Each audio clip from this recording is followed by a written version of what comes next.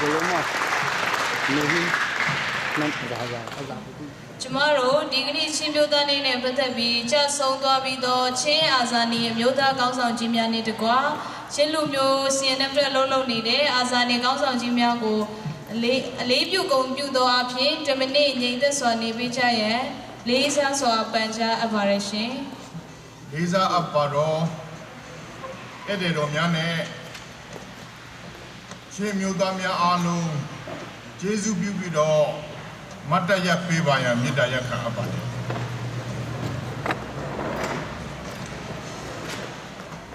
ကျွန်တော်တို့ချင်းလူမျိုးတွေဟာမိမိတို့ဘာသာစကားအရဇုံမီလိုက်မီချိုးအရှိုးအမျိုးမျိုးခေါ်ဝေါ်ကြပေမဲ့ဒေတာတစ်ခုထဲမှာဘုရားသခင်ဖန်ဆင်းထားတဲ့ပထဝီမြေကြီးပေါ်မှာဓမ္မဥချဥစွာနေထိုင်ခဲ့တဲ့လူမျိုးတွေဖြစ်ပါတယ်ကျွန်တော်တို့ရဲ့နိုင်ငံကျွန်တော်တို့ရဲ့ပြည်ဖြစ်တဲ့ချင်းလန်မှာကျွန်တော်တို့ဘိုးဘွားတွေဟာလွတ်လပ်စွာမူလထဲကနေထိုင်ခဲ့ကြတဲ့ဘိုးဘွားတွေဖြစ်ပါတယ်နေချက်တွေလာရောက်တိုက်ခိုက်တဲ့အခါနေချက်တွန်းလှန်ရေးတိုက်ပွဲမှာကျွန်တော်တို့အဖိုးတွေအဖွားတွေအများကြီးကြဆုံးခဲ့တော့လဲကျွန်တော်တို့လူမျိုးနဲ့ကျွန်တော်တို့ယဉ်ကျေးမှုကိုကျွန်တော်တို့အဖိုးအဖွားတွေအဆက်အဆက်ထိန်းသိမ်းလာခဲ့ကြပါတယ်လွတ်လပ်ရေးကြိုးပမ်းမှုမှာလဲကျွန်တော်တို့ရဲ့အဖိုးအဖွားတွေအားလုံးဟာမိမိတို့ရဲ့အသက်အိုးအိမ်စီးစိမ်တွေကိုပေးဆက်ပြီးတော့လွတ်လပ်ရေးကိုကျွန်တော်တို့ချင်းလူမျိုးတွေဟာဗမာအပါဝင်တိုင်းသားတွေနဲ့အတူ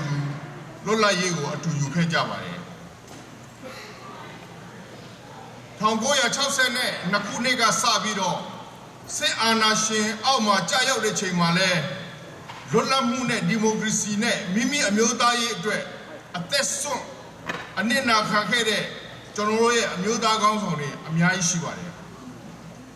1988နောက်ပိုင်းမှာဒီမိုကရေစီတော်လှန်ရေးမှာကြာဆုံးခဲ့တဲ့ကျွန်တော်တို့ချင်းမျိုးသားတော်လှန်ရေးကခေါင်းဆောင်တွေမျိုးချစ်ပုဂ္ဂိုလ်တွေ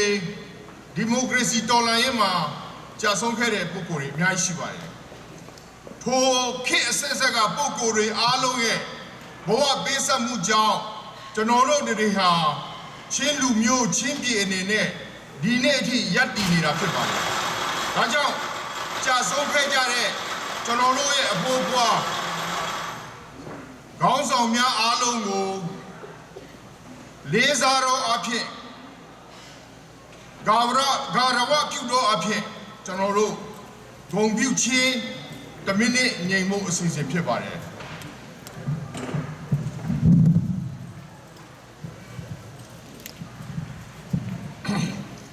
ချင်းအမျိုးသားများအားလုံးသွေးစည်းညီညွတ်စွာနဲ့ကမ္ဘာမှာ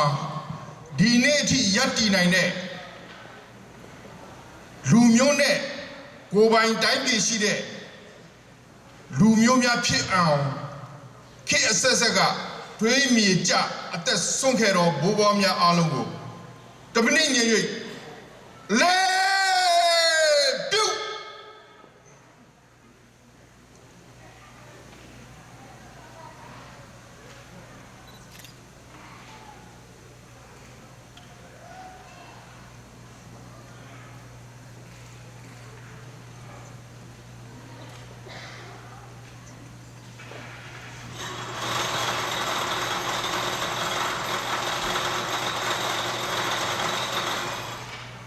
နေမဲ့အလုံးကြံထိုင်နိုင်ပါပြီနော်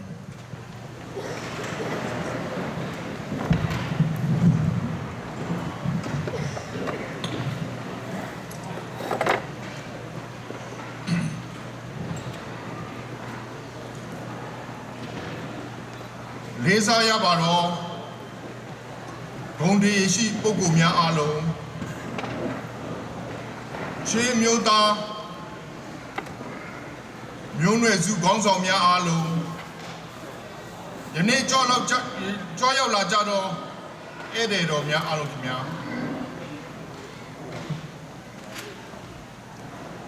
ဒီနေရာမှာ66နှစ်မြောက်ချင်းအမျိုးသားနေ့ကျင်းပရေးကော်မတီအနေနဲ့ကျွန်တော်ကိုဖိတ်ကြားပြီးစကားပြောကြားခွင့်ပေးတဲ့အတွက်ကျွန်တော်အနေနဲ့အထူးပဲဝမ်းလဲတာတယ်ဂုဏ်လဲယူတယ်ကျင်းပတော်ပုဂ္ဂိုလ်များအားလုံးကိုလည်း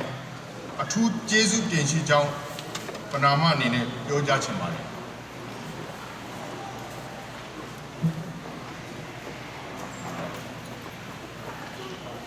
ဒီနေ့ဒီမြို့မှာ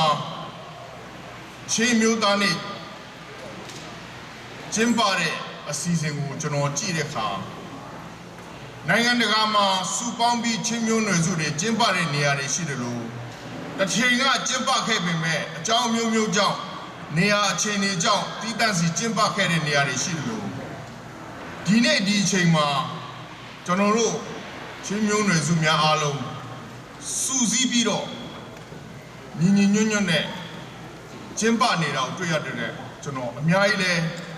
ဂုဏ်ယူပါတယ်စန္ဒမူနာနဲ့လည်းပတ်တန်းတင်အပ်တော်ချင်းမျိုးသားများဖြစ်တယ်ဆိုတော့ကျွန်တော်ရင်ပြောကြားချင်ပါတယ်ချင်းမျိုးသားနေ့နဲ့ပတ်သက်လို့ကျွန်တော်တို့တွေဟာ February 20ရက်နေ့ရောက်တိုင်း20ပတ်ဝန်းကျင်ရောက်တိုင်းကျွန်တော်တို့ချင်းမျိုးသားနေ့ကိုကျင်းပခဲ့တယ်နေ့တိုင်းကျွန်တော်တို့ကျင်းပရတဲ့အကြောင်းရင်းတွေကိုတခါတလေကြတော့ကျွန်တော်တို့ကသမိုင်းဖြစ်စဉ်တစ်ခုအနေနဲ့ပဲအမှတ်တရအနေနဲ့ပဲကျွန်တော်တို့ကကျင်းပနေတာဖြစ်ပြီးတော့ဒီချင်းအမျိုးသားနေ့ရဲ့အနှစ်သာရကဘာဖြစ်ပြီးတော့ဒီအနှစ်သာရကနေကျွန်တော်တို့ကအမျိုးသားရေးနဲ့တို့တိုင်းပြည်အတွက်ဘယ်လိုပြန်ပြီးတော့ရှင်သန်ဖို့လိုတယ်ဆိုတဲ့ခွန်အားတရက်ကိုဖန်တီးဖို့လိုတယ်ဆိုတော့လေချင်းအမျိုးသားနေ့ရောက်တိုင်းကျွန်တော်တို့ချင်းလူမျိုးအားလုံးကတတိယဖို့လိုအပ်တယ်လို့ကျွန်တော်ပြောကြားချင်ပါတယ်ကျွန်တော်တို့ချင်းလူမျိုးတွေဟာကမ္ဘာပေါ်မှာကိုယ်ပိုင်တဲ့နေမြေရှိတဲ့လူမျိုးကမ္ဘာပေါ်မှာလူမျိုးတစ်မျိုးအနေနဲ့ယနေ့အထိရပ်တည်နေတဲ့လူမျိုးဖြစ်တာဟာအင်မတန်မှဂုဏ်ယူစရာကောင်းပါတယ်။ဘာဖြစ်လို့လဲဆိုရင်တချို့နေရာတွေမှာတချို့နိုင်ငံတွေကိုပြောင်းရွှေ့ပြီးတော့နိုင်ငံတကာကိုရွှေ့ပြောင်းနေထိုင်ကြတဲ့ပုဂ္ဂိုလ်တွေဟာမိမိတို့ရဲ့အမျိုးသားလက္ခဏာများကိုပျောက်ပြီးတော့လူသားတယောက်အနေနဲ့သက်ဆိုင်ရာနိုင်ငံမှာရှိတဲ့နိုင်ငံသားတယောက်အနေနဲ့ပဲအသက်ရှင်ကြရအောင်တွေ့ရပါတယ်။ဒါပေမဲ့ကျွန်တော်တို့တွေဟာရောက်တဲ့နိုင်ငံတိုင်းမှာလည်းအဲ့ဒီနိုင်ငံသားရဲ့ယဉ်ကျေးမှုနဲ့အတူအသက်ရှင်တယ်လို့ကျွန်တော်တို့ရဲ့အမျိုးသားလက္ခဏာကျွန်တော်တို့ကလူမျိုးတစ်မျိုးဖြစ်တယ်ဆိုတာဒီနေ့ထိကမ္ဘာပေါ်မှာယက်တည်ပြီးတော့ပြသနိုင်တဲ့လူမျိုးတွေဖြစ်တဲ့အတွက်ကျွန်တော်တို့ဒါအင်မတန်ဂုဏ်ယူစရာဖြစ်ပါတယ်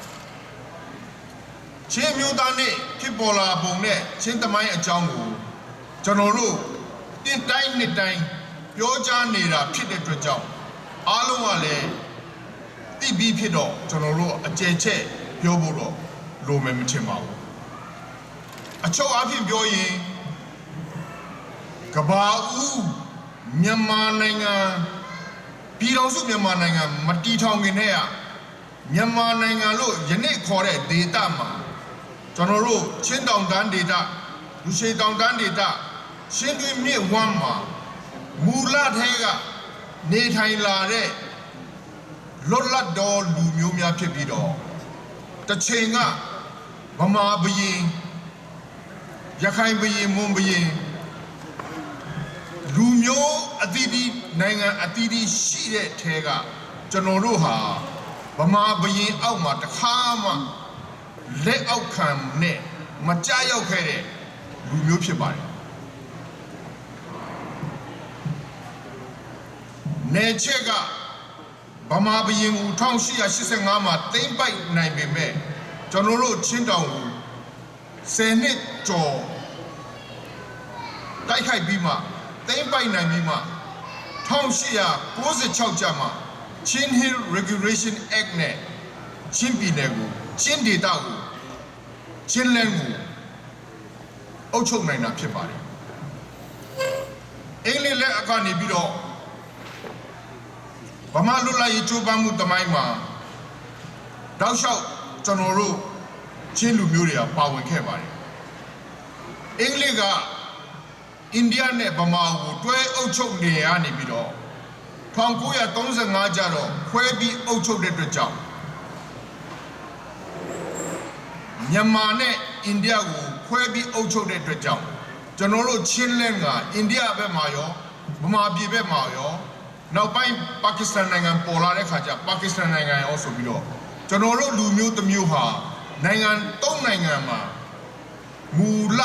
ပိုင်ရှင်ကျွန်တော်တို့ရဲ့နယ်မြေတွေကိုခွဲခြားပြီးတော့၃နိုင်ငံမှာနေထိုင်ရတဲ့ဘဝကိုရောက်နေပါတယ်။ဒါပေမဲ့ကျွန်တော်တို့အမျိုးသားရေးစိတ်ဓာတ်နဲ့ဒီနေ့ထိလူမျိုးတစ်မျိုးအနေနဲ့ကျွန်တော်တို့စိတ်ဓာတ်အပြည့်နဲ့ရပ်တည်နေတယ်ဆိုတာကိုတွေ့ရပါတယ်။မြစ်ရည်တွေကဘယ်လိုပဲခွဲနေနမိတ်တွေကဘယ်လိုပဲခြားရှင်းလူမျိုးတွေဟာလူမျိုးတစ်မျိုးတည်းနေနဲ့ဒီနေ့ထိရှိတယ်ဆိုတာခေတ်သစ်လူငယ်တွေနဲ့ကျွန်တော်တို့မမေ့ဖို့လိုအပ်ပါတယ်1940နဲ့ငါဒုတိယကမ္ဘာစစ်နောက်ပိုင်းမှာမြန်မာနိုင်ငံလွတ်လပ်ရေးကြိုးပမ်းမှုဖြစ်လာတဲ့အခါဗိုလ်ချုပ်အောင်ဆန်းကလွတ်လပ်ရေးကိုအတူယူပြီးပြည်တော်စုမြန်မာနိုင်ငံထူထောင်ကြရအောင်လို့ပြောပါတယ်စီးရုံးပါတယ်ပထမအကြိမ်ပင်လုံညီလာခံကို1946မှာ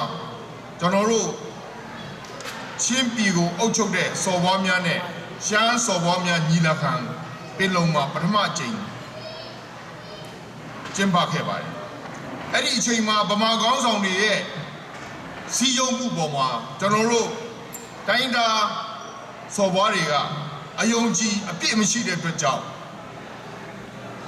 မအောင်မြင်ခဲ့ပါဘူးဗိုလ်ချုပ်အောင်ဆန်းကနောက်ဆုံးဂတိပေးပြီးတော့တိုင်းဒါတွေအားလုံးဗမာအပါဝင်တိုင်းဒါအားလုံးဓာတ်တူခွင့်ရရမယ်ကိုယ်ပိုင်ပြဋ္ဌာန်းခွင့်ရှိရမယ်ဖရယ်ပြည်တော်စုအနေနဲ့အတူတကွနေထိုင်ရမယ်ဆိုတဲ့ဂတိကိုပေးတဲ့အခါ1949ခုဖေဖော်ဝါရီ12ရက်နေ့မှာပင်လုံစာချုပ်ပြည်တော်စုဖြစ်ပေါ်ရေးစာချုပ်ကိုကျွန်တော်တို့ချုပ်နိုင်ခဲ့ပါတယ်ဒါပေမဲ့ကျွန်တော်တို့ချင်းပြည်ရဲ့အုပ်ချုပ်ရေးဟာစော်ဘွားအုပ်ချုပ်ရေးစနစ်ဖြစ်နေတဲ့အတွက်ကြောင့်ဒီမိုကရေစီအုပ်ချုပ်ရေးနဲ့တွားမလား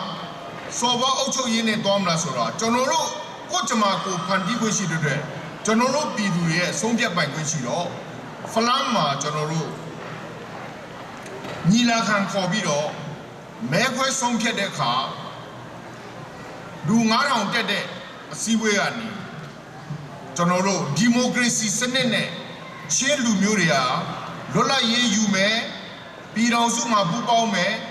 ဒီမိုကရေစီစနစ်နဲ့တွားမယ်ဆိုပြီးတော့ဆုံးဖြတ်ခဲ့တဲ့အတွက်ကြောင့်အဲ့ဒီဖေဖော်ဝါရီလ20ရက်နေ့ဟာချင်းသမိုင်းမှာအင်မတန်မှအရေးပါတဲ့သမိုင်းမှတ်တိုင်ဖြစ်တယ်လို့မြန်မာနိုင်ငံရဲ့ဒီမိုကရေစီပြည်တော်စုနိုင်ငံတော်ထူထောင်ရေးမှာလည်းအင်မတန်အရေးပါတဲ့ကိစ္စတစ်ခုဖြစ်လာပါတယ်။ဘာကြောင့်အဲ့လိုကျွန်တော်ပြောနိုင်လဲဆိုရင်1948ခုနှစ်ဇန်နဝါရီလ4ရက်နေ့မတိုင်ခင်မှာပြည်တော်စုမြန်မာနိုင်ငံတော်ဆိုတာလုံးဝမရှိဘူး။ဗမာပြည်နေအုပ်ချုပ်တဲ့ frontier area ကျွန်တော်တို့တိုင်းသားတွေအုပ်ချုပ်တဲ့ frontier area ဗမာတွေအုပ်ချုပ်တဲ့နယ်မြေ proper Burma ဆိုပြီးတော့တည်တံ့ရှိပါတယ်1948ခုနှစ်ဇန်နဝါရီ4ရက်နေ့ကျမှပြည်တော်စုမြန်မာနိုင်ငံဆိုတာပေါ်လာတာဖြစ်ပါတယ်ဒါကြောင့်ကျွန်တော်တို့ရဲ့ပြည်တော်စုအလံတော်မှာကျဲငါးပွင့်ဆိုတဲ့အလံနဲ့ကျွန်တော်တို့စခဲ့တယ်ကျဲတပွင့်ကပြည်တော်စုမြန်မာနိုင်ငံကိုအခြေခံတာဖြစ်ပါတယ်ကချင်ကရင်ချင်းရှမ်းဗမာဆိုတဲ့ကျဲငါးပွင့်ကရံပြီးတော့ပြည်တော်စုမြန်မာနိုင်ငံဆိုတာပေါ်လာပါတယ်ဒါကြောင့်ကျွန်တော်တို့ဟာချင်းလူမျိုးတွေဟာ ပြည်တော်စုမြန်မာနိုင်ငံကိုထူထောင်တဲ့လူမျိုးဖြစ်ပါတယ်ကျွန်တော်တို့ချင်းလူမျိုးတွေဟာပြည်တော်စုမြန်မာနိုင်ငံအနေနဲ့ပူးပေါင်းပါဝင်တဲ့ကျွန်တော်တို့ရဲ့နိုင်ငံကို Union of Burma ထဲမှာထည့်ပြီးတော့ပါဝင်တာဖြစ်ပါတယ်ဥပမာအနေနဲ့ပိုရှင်းအောင်ပြောရင်အမေရိကန်ပြည်ထောင်စုကို17ပြည်ထောင်စုကနေတဖြည်းဖြည်းတည်ဆောင်ထောင်လာတာပြည်ထောင်စု90နဲ့ခွက်တဲ့အမေရိကန်ပြည်ထောင်စုဖြစ်တယ်လို့ပြည်ထောင်စုမြန်မာနိုင်ငံဆိုတာချင်းပြည်ရှမ်းပြည်ကချင်ပြည်ကရင်ပြည်ဗမာဒါတွေပူးပေါင်းပြီးမှပြည်ထောင်စုမြန်မာနိုင်ငံဖြစ်တာဒါကြောင့်ကျွန်တော်တို့လူမျိုးတွေဟာခေတ်လူငယ်တွေဟာကျွန်တော်တို့အဖိုးအဖွားတွေရဲ့တမိုင်းပေးတာဝန်ကျေဝေမှုဟာဘလောက်အထိမွန်မြတ်တယ်လဲဆိုတော့ကိုအမှတ်ရပြီးတော့ဂုဏ်ယူဖို့လိုအပ်ပါတယ်ကျွန်တော်တို့ဒီနေ့ခေတ်စနစ်အမျိုးမျိုးပြောင်းပြီးတော့စစ်အာဏာရှင်စနစ်ကနေဒီနေ့ဒီမိုကရေစီအသွင်ကူးပြောင်းရေးကာလကိုတွားပြီးတော့အသွင်ကူးပြောင်းရေးကာလမှာပဲရှိပါသေးတယ်ကျွန်တော်တို့ဗမာပြည်မှာခေတ်စနစ်တွေအမျိုးမျိုးပြောင်းပေမဲ့အုပ်ချုပ်ရေးစနစ်တွေအမျိုးမျိုးပြောင်းပေမဲ့ကျွန်တော်တို့ချင်းလူမျိုးကချင်းလူမျိုးဖြစ်ပါတယ်ကျွန်တော်တို့ချင်းပြည်ဟာကျွန်တော်တို့လက်ထဲမှာရှိပါတယ်ဒါကြောင့်ဒီနေ့နိုင်ငံတကာမှာရောက်နေတဲ့ရှင်းလူမှုအဖွဲ့အစည်းတွေကိုကျွန်တော်မေတ္တာရက်ခံချင်တာကကျွန်တော်တို့ရှင်းလူမျိုးတွေဟာကဘာအဆက်ဆက်ကိုကြမှာကိုဖန်တီးခွင့်ရှိတဲ့လူမျိုးကိုပိုင်ပြဋ္ဌာန်းခွင့်ရှိတဲ့ပြည်တော်စုမြန်မာနိုင်ငံမှာပါဝင်တဲ့ဒေသလူမျိုးလွတ်လပ်တော့ကျွဲဝချမ်းသာတော့နေမြေပိုင်ဆိုင်သောပုဂ္ဂိုလ်များဖြစ်တယ်ဆိုတာကိုမမေ့ဘဲနဲ့ဒီတမိုင်းပေးတာဝန်ကိုအမြဲတမ်းခေတ်လူငယ်တွေနဲ့လက်တွဲယူနိုင်ဖို့ကျွန်တော်ဒီကနေမေတ္တာရက်ခံချင်ပါတယ်။ဘာလို့အဲ့လိုပြောရလဲဆိုရင်ကျွန်တော်တို့ပိုင်တဲ့ချင်းပြည်နယ်မှာချင်းပြည်ထဲမှာချင်းလင်းထဲမှာကျွန်တော်တို့တွေမနေဘူးကျွန်တော်တို့တွေကမကာကွယ်ဘူးမဆောင်ရှောက်ဘူးဆိုရင်တဘာတော်ပုဂ္ဂိုလ်များလာနေထိုင်ပြီးကျွန်တော်တို့အဖိုးတွေအဖွားတွေမိန်းကလေးတွေလူငယ်တွေရဲ့ဘဝဟာရင်လေးစရာဖြစ်သွားနိုင်ပါတယ်။ဒါကြောင့်ကျွန်တော်တို့ချင်းပြည်ပြုစုပြုတ်ထောင်ရေးဟာကျွန်တော်တို့ချင်းလူမျိုးတိုင်းမှာတာဝန်ရှိပါတယ်။